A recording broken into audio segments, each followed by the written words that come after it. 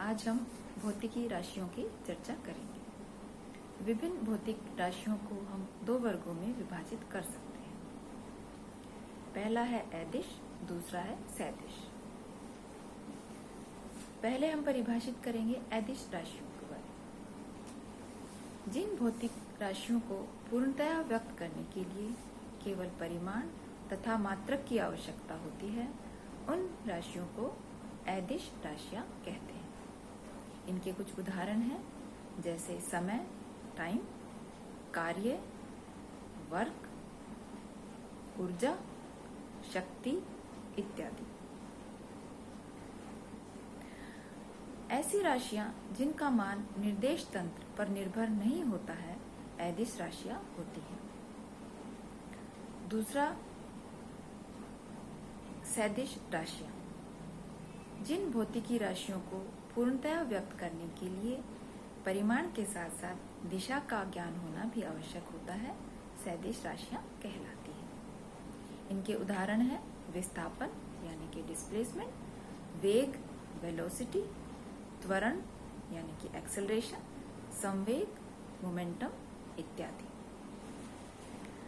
प्रत्येक सदिश राशि को दो प्रतिबंधों का पालन करना आवश्यक होता है।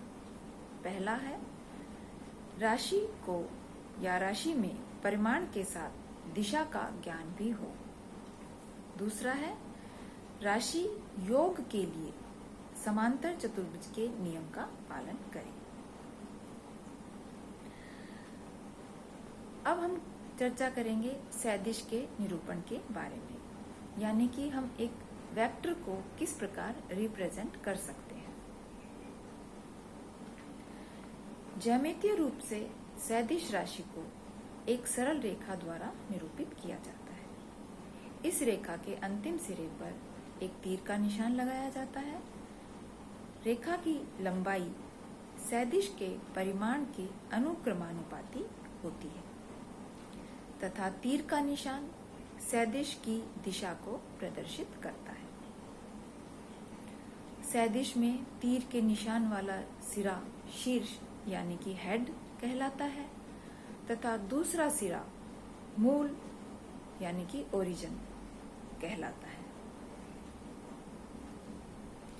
किसी सदिश राशि तथा अदिश राशि को सामान्यतः अंग्रेजी के किसी एक अक्षर द्वारा प्रदर्शित किया जाता है।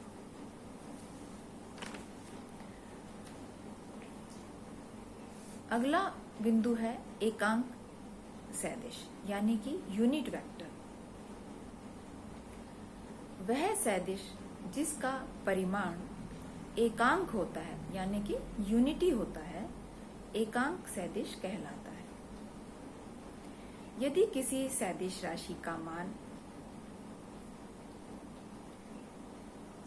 मान लीजिए बल F है, तो उसके परिमाण का भाग F मॉड्यूलस द्वारा दिया जाता है। परिणामी सदिश एकांक सदिश हमें इस प्रकार प्राप्त होता है, जिसकी दिशा अपरिवर्तित रहती है।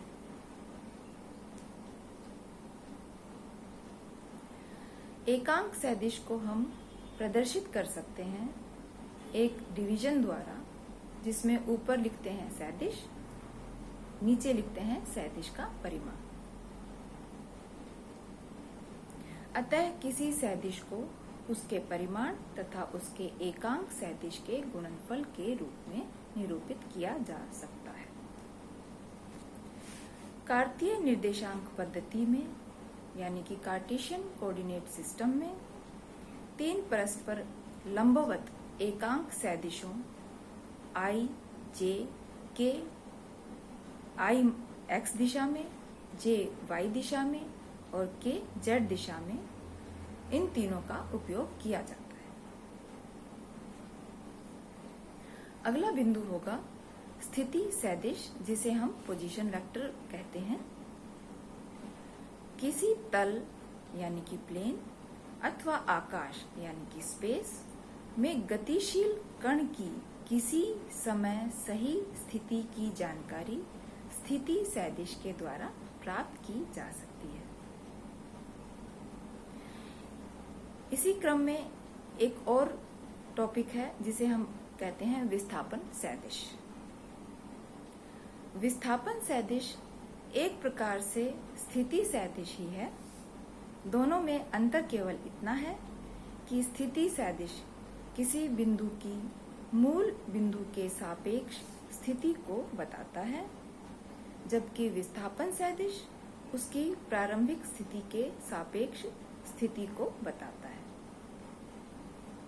अब हम चर्चा करेंगे तुल्य तथा विपरीत सदिश की, जिसे हम इक्विवेलेंट, तुल्य यानी कि इक्विवेलेंट, विपरीत यानी कि अपोजिट वेक्टर भी कहते हैं। सदिश जिनका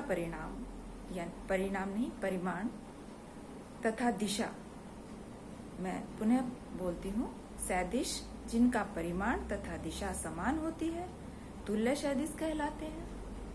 किसी सदिश का विपरीत यानी कि ऋणात्मक सदिश वह सदिश होता है जिसका परिमाण समान होता है परंतु दिशा विपरीत होती है।